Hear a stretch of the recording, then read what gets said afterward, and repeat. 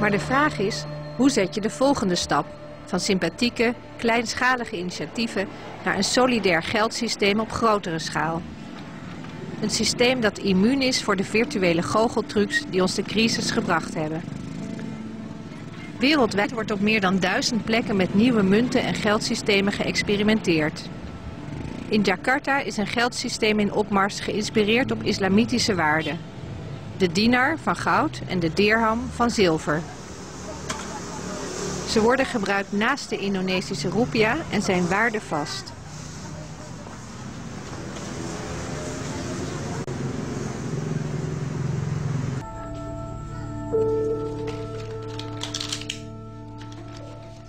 Dulu tahun 2000 saya punya rekening di Bank Muamalat.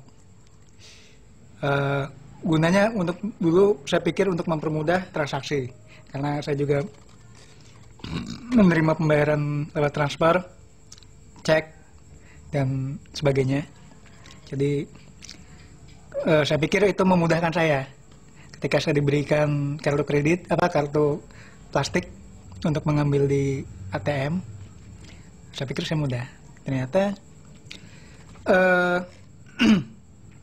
setelah saya sadar bahwa bank ini tidak bermanfaat, akhirnya saya memutuskan berhenti untuk tidak menggunakan rekening dari tahun 2004. Jadi karena apa? Karena dengan adanya saya punya rekening di situ, aset saya hilang secara nilai belinya. Secara nominal tetap, tapi secara daya belinya hilang. Makanya saya putuskan untuk menarik seluruh rekening saya dan saya jadikan dinar dan dirham. Sekitar 20-25%. Maka nilai aset saya tetap bertahan, tapi nilai rupiahnya semakin tinggi. Jadi itulah saya bisa menyelamatkan aset-aset saya. Jadi saya bisa membeli bahan bangunan, pendidikan dan lain-lain dengan tanpa mengurangi nilai aset. Bagaimana kalau saya tetap disimpan uang di bank, maka saya akan kehilangan banyak. Marah nggak Mas sama sistem bank-bank sekarang ini? Saya tidak marah karena itu sudah terorganisasi dengan baik. Tapi kenapa kita serahkan kebebasan kita, pola hidup kita diatur oleh orang lain yang kita tidak inginkan? Jadi itulah makanya dinar dirham ini saya sebutkan sebagai suatu gerakan moral kebebasan individu yang mutlak.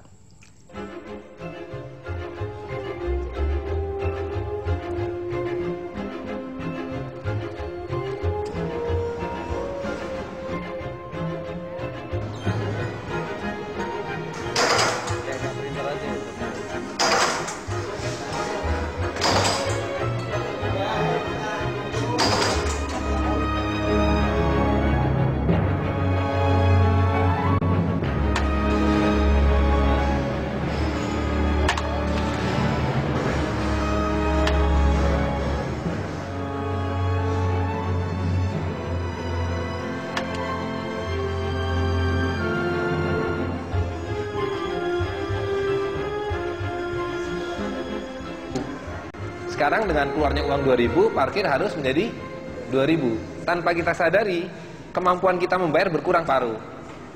Uang 500 rupiah sudah tidak laku sekarang, karena beli kerupuk pun sudah 1000 sekarang. Jadi lama-lama 100.000 pun akan hilang nilainya. Uang kertas ini adalah alat penipuan. Alat penipuan di mana sebenarnya ini alat untuk merampas harta yang kita punya.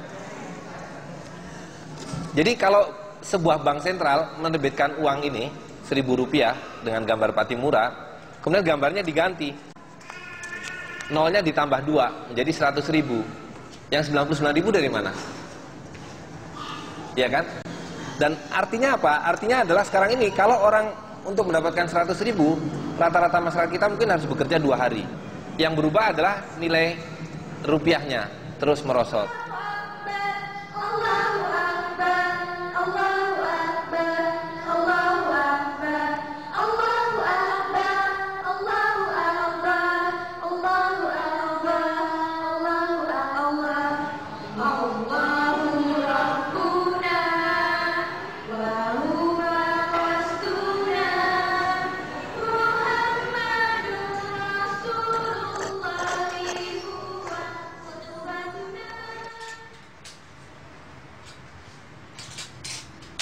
it's hard to get an exact figure at the moment, but in the last 10 years, probably it's more than 50,000 coin has been distributed.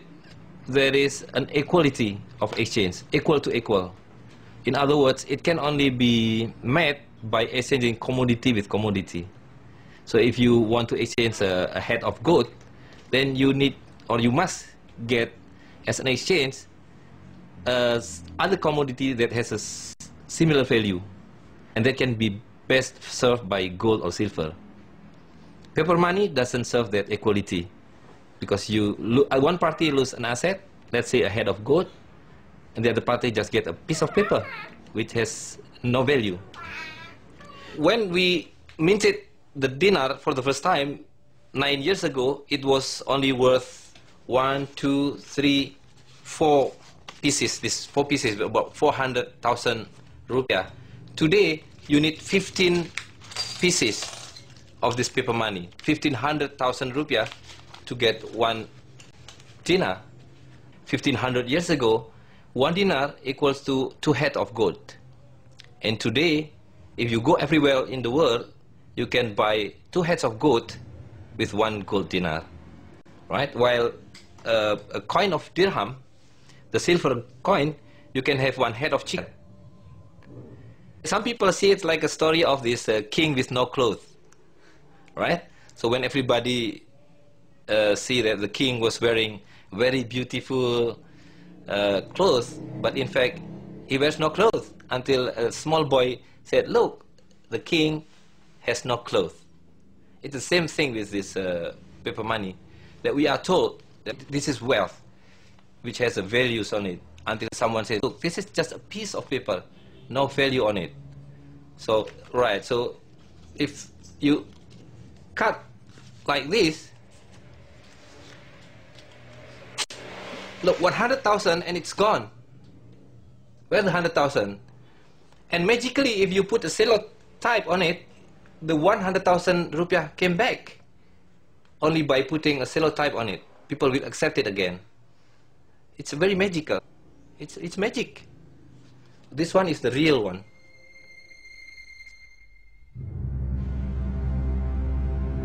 The current system is not only unsustainable, but it's collapsing. So we have to be prepared with other system which can be sustainable and more stable. The banking system is the crime, and the bankers are the criminal. The current system is taken for granted as the only system available. It is not only unsustainable, it is unjust, and it's collapsing. So we have to find the better alternative. We have it. In Islam, you have to prevent wealth to be circulated among the rich. And what is happening today is that the wealth, the real wealth, which is gold and silver, are only sitting amongst the wealth vault, while the people are getting the worthless paper money. Now what we are doing is reverse the process. We return the paper money to the banking system and take out the gold and circulate it to the hands of the people. Now the people will have the real wealth within their hands.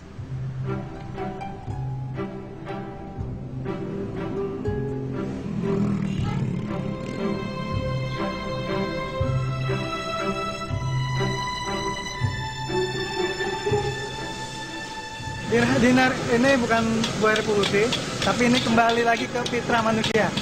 Jadi manusia disuruh memilih, jadi tidak dipaksakan. Jadi dia memilih antara yang berlaku dengan yang tidak berlaku, antara yang stabil dengan yang tidak stabil, antara tetap dengan inflasi. Jadi mereka memiliki 2 pilihan. Ini adalah untuk sebagai gerakan freedom and justice.